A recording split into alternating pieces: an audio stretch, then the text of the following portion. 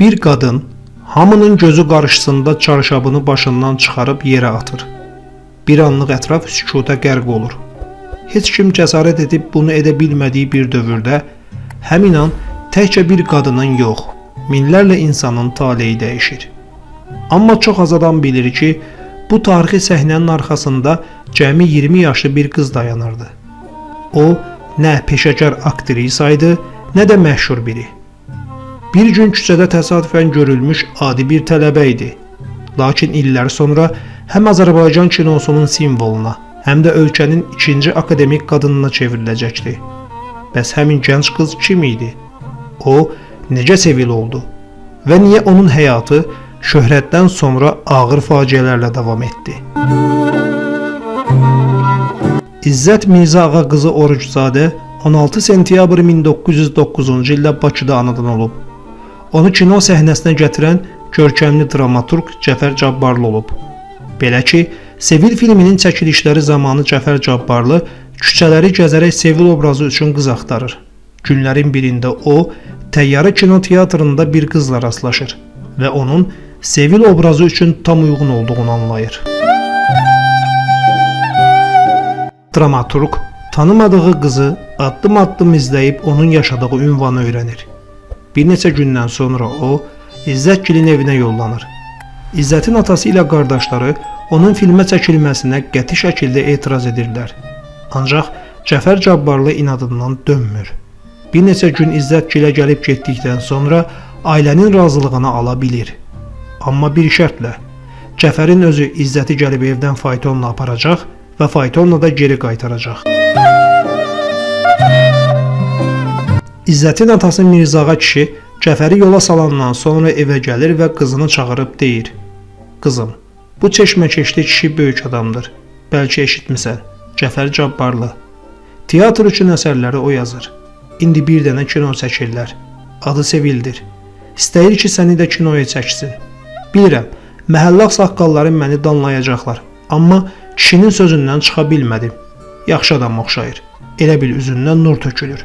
Sabah hazırlaş, gəlib səni kinoya aparacaq." İzzət Orucova xatirələrində belə yazırdı: "Ertəsi gün institutdan gələn kimi təzə paltarlarımı geyinib hazırlandım. Birazdan Cəfər Cabbarlı gəlib çıxdı. Qapıda fayton dayanmışdı. Biz faytona əyləşib kino studiyaya gəldik.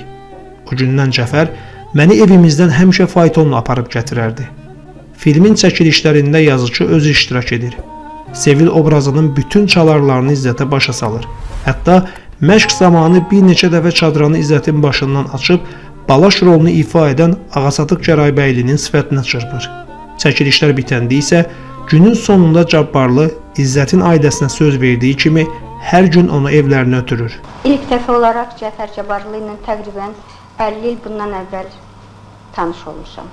Bu çox təsadüfi bir haldır. Çünki o Sevil rolunda çəkilmək üçün bir qız axtarırdı. Cəfər Cabbarlı həm filmin, həm də Sevil rolunun uğurla alınması üçün bütün imkanlardan istifadə edir. Məsələn, filmin bəzi epizodlarında Sevil düşdüyü vəziyyətlə bağlı kədərli görünmür. Çəkiliş vaxtı İzzət Orucovanı kədərli lentə almaq üçün aktris ilə çox məşq edir. Lakin Cabbarlı istədiyini ala bilmir. Nəhayət çıxış yolu tapılır.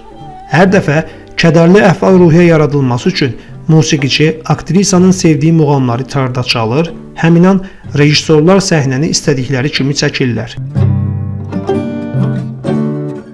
İzzət Orucova o vaxtı institutun 3-cü kursunda oxuyurdu. Çəkiliş qrupu da öz işini elə qururdu ki, aktrisa yorulmasın, dərslərdən geri qalmasın. İzzətin atasına söz vermiş Cabbarlı bu işlərə özü şəxsən nəzarət edirdi. İzzət Orucova Sevil filminin çəkilişlərində Cəfər Cabbarlının rejissorluq fəaliyyətini xatirələrində belə təsvir edir. Cəfər çox tələbkar idi. Bəyənmədiyi kadrların dəfələrlə yenidən çəkilməsini israr edərdi. Məsələn, Sevilin çarşabını başından atması epizodu bir neçə dəfə təkrarən çəkildi, amma bu səhnə yenə də Cəfərin xoşuna gəlmədi. O, hər dəfə əllərini bir-birinə vurub deyərdi: "Yox İzzət, olmadı. Çarşabı başından atmağın çox süni çıxır. Əsərin kulminasiya nöqtəsi də elə buradır. Sən çarşabı başından elə atmalısan ki, Bu səhnə tamaşaçıda cəhalətin və məfhumatın qara pərdəsi olan çarşaba nifrət və qəzəb oyatsın. Nəhayət, Sevil filminin çəkilişləri tamamlanır. Film 1929-cu ildə ekranlara buraxılır.